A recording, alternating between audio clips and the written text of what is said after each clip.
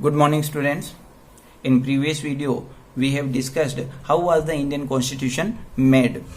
Okay, students, we got that Indian Constitution was formed by an Constituent Assembly, and it had its first meeting on 9th December 1946, and it was formed under the Government of India Act 1935, and it is a cabinet mission.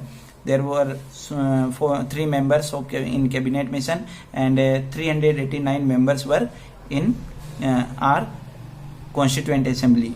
Okay, and seats were allotted according to population and according to division of 6 Muslim and general. Okay, students, now the next thing is composition of the Constituent Assembly. Students, you have learnt the members of Constituent Assembly. Now we are going to discuss in this video composition of the Constituent Assembly. Students, on 3rd June 1947 there was a plan under which our country got the partition of country under the plan. किस plan के अंदर हुआ? 3rd June 1947 Lord Mountbatten plan भी इसे कहा जाता है. ठीक है, तो 3rd June 1947 it was the plan under which our country got partition. Partition was Constituent Assembly, and due to the partition of country there was a partition of our Constituent Assembly. Students, as you know, there were 389 members in our Constituent Assembly, but after the partition Indian Constitution Assembly had only 299 members. Students, as you know, timeline, if we saw the timeline of our Constituent Assembly and work done by it, on 9th December 1946 it had the first meeting. Okay, students, our Constitution Assembly had the first meeting on 9th December 1946. Okay, and it start its journey of making the Constitution from 9th December 1946 till 26 नवंबर 1949. 26 नवंबर 1949 तक इन्होंने अपना काम किया, and it took 2 years 11 months and 18 days in making of our constitution. It is the total time. Okay, it was signed by 284 members on 24th January 1950. 24th जनवरी को इस पे 284 मेंबर्स ने सिग्नेचर कर दिए फाइनली. ठीक है, जबकि हमारी कॉन्स्टिट्यूशन असेंबली में कितने मेंबर्स थे? 299 आफ्टर द पार्टीशन, क्योंकि पार्टीशन के बाद असेंबली का भी पार्टीशन हो गया. असेंबली के कुछ मेंबर पाकिस्तान की तरफ चले गए थे, उनकी असेंबली बन गई थी, और हमारे पास जो रिमेनिंग बचे थे वो कितने बचे थे? 299. उसमें से 284 मेंबर्स ने उस पर सिग्नेचर किए जो उस दिन प्रेजेंट हुआ करते थे. ठीक है, ऑन कब किए फाइनली सिग्नेचर को भी हुए हमारी कॉन्स्टिट्यूएंट असेंबली के? 24th January 1950. Okay, and our constitution came into force on 26 January 1950.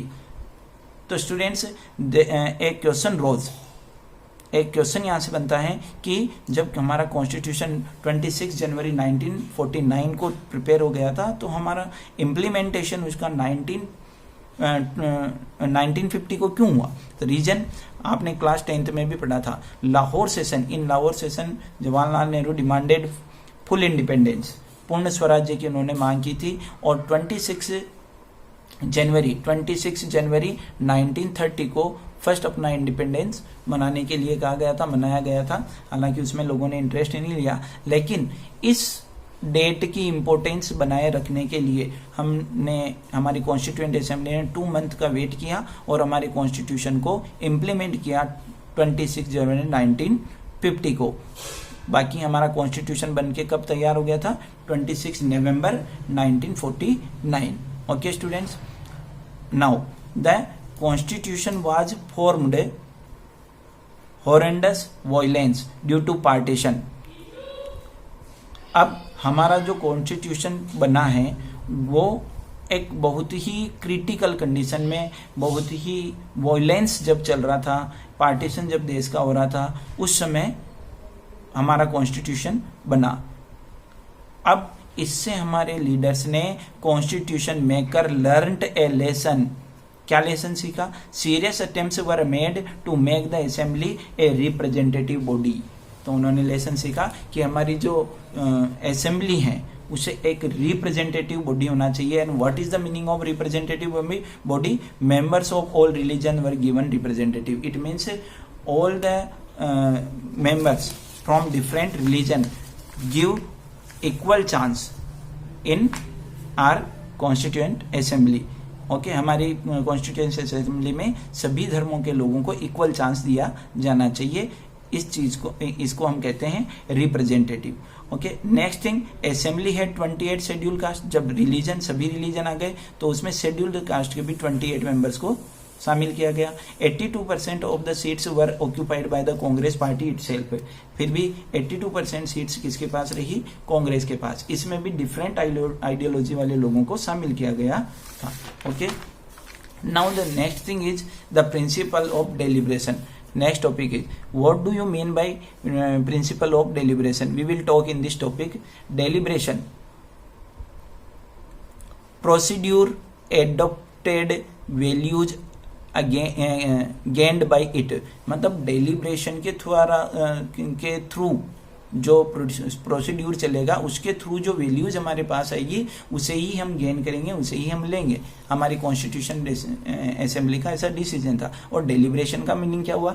Deliberation, there must be political discussion and debate before any political decision. कि किसी भी पॉलिटिकल डिसीजन को करने से पहले उस पर एक डिबेट हो और डिसीजन उसके बाद निकाला जाए, वही डेलिब्रेशन होता है।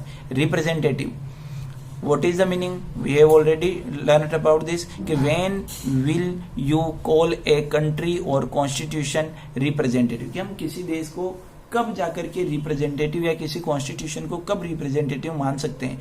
तो देयर विल बी, कब मानेंगे? तो कब मानेंगे? There will be participation of diverse group. जब कॉन्स्टिट्यूएंट असेंबली में या कॉन्स्टिट्यूशन में पार्टिसिपेशन डाइवर्स ग्रुप का होगा, जो अलग अलग ग्रुप है on the basis of caste, religion, language, इन सब के आधार पर जब हर एक ग्रुप को पार्टिसिपेशन का अवसर मिलेगा तो ही हम उसको एक रिप्रेजेंटेटिव कंट्री या रिप्रेजेंटेटिव कॉन्स्टिट्यूशन कहेंगे। Okay students, got it?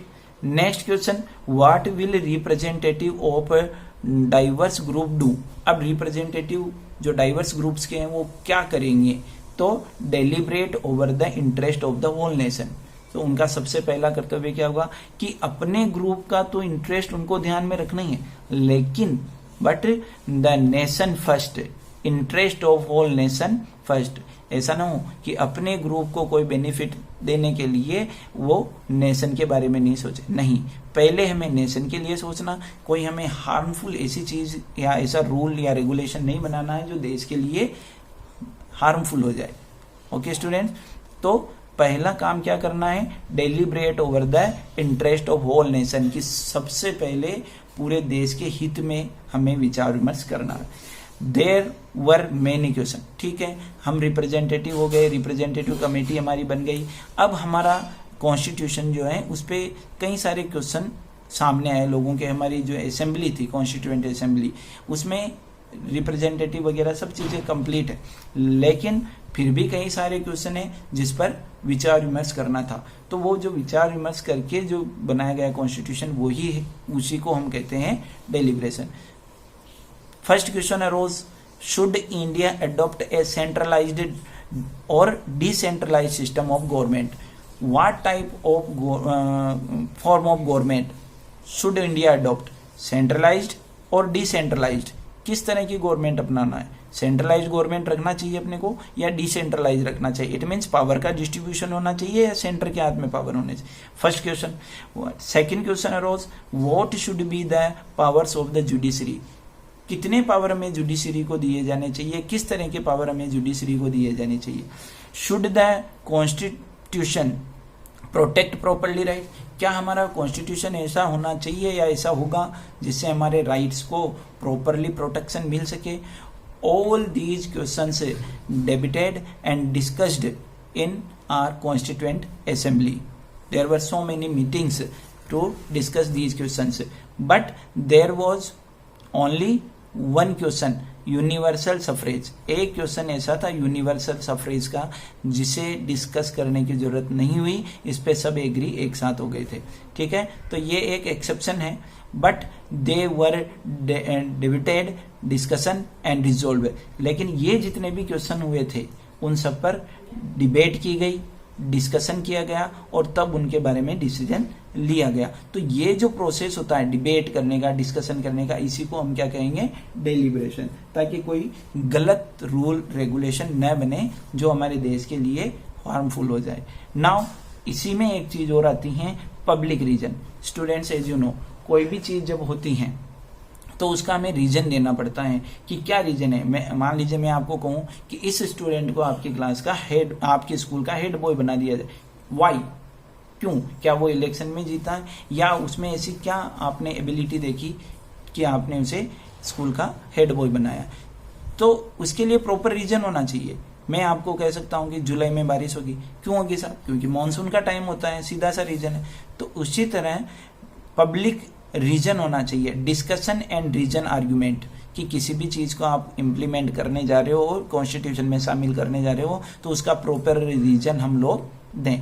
Okay, not only advancement of their own interest, केवल कुछ ग्रुप के इंटरेस्ट के लिए नहीं, but to provide principle reason to the other also, लेकिन दूसरे ग्रुप्स के इंटरेस्ट यानी हितों को भी ध्यान में रख करके उसे बनाया जाए। Each clause of the constitution was scrutinised and debated and provide on public reason, कि कॉन्स्टिट्यूशन का हर एक क्लोज उसको उस पर डिस्कशन किया जाए, उसको बांटा जाए, रखा जाए, निकाला जाए और उस पर तर्क सहित, रीजन सहित हम बताएं कि ये पब्लिक के इंटरेस्ट का है या नहीं है और इसे हमें इसमें क्यों इम्प्लीमेंट किया जाना चाहिए। ठीक है, उसे ही हम कहते हैं public reason. Okay student, I think you have got all this things. Students, in next video we will discuss our next topic. Okay, have a nice day.